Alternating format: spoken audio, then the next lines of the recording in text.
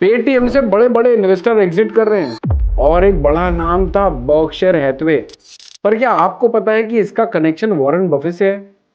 और जब बात वॉरेन बफे की है ही तो एक चीज याद आती है, इन्वेस्टमेंट का दूसरा नाम।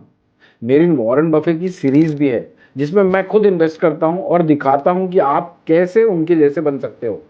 सिर्फ 11 साल की उम्र में इन्वेस्टमेंट को पहचानने वाले वॉरेन बफे आज दुनिया के सबसे अमीर इन्वेस्टर हैं। उनका पहला इन्वेस्टमेंट सिटी सर्विस प्रिफर्ड का शेयर था, जो उन्होंने $38 पर शेयर पर अपनी सिस्टर को गिफ्ट किया था। वॉरेन बफे साहब का मंत्र एकदम सिंपल है, अंडर वैल्यूड स्टॉक को लो और लॉन्ग टर्म होल्ड करो और बेचो तभी जब एक्सपेक्टेशंस मैच हो जाए। और दूसरा, अगर मार्केट में सब अच्छा चल रहा है तो थोड़ा रुक जाओ और रिसर्च करो। जब सब लालची है तो डरो, और जब सब डर रहे हो तो लालची बन जाओ। और अगर किसी कंपनी को सही से नहीं समझते तो इन्वेस्ट ही मत करो। 13 साल की उम्र में बुफेट ने अपना पहला इनकम टैक्स रिटर्न फाइल किया था और आज उनकी नेटवर्थ 13,070 करोड़ डॉलर है। सही इंसान को सही साथी भी मिलना बहुत जरूरी है। वॉरेन बफे को सही साथी मिले चार्ली मंगर के रूप में।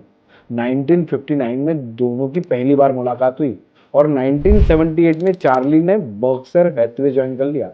एक छोटी सी टेक्सटाइल कंपनी को $860 बिलियन की इन्वेस्टमेंट पावर हाउस बना दिया। पर बुफे सिर्फ कमाने के लिए नहीं, दान करने के लिए भी बहुत मशहूर हैं।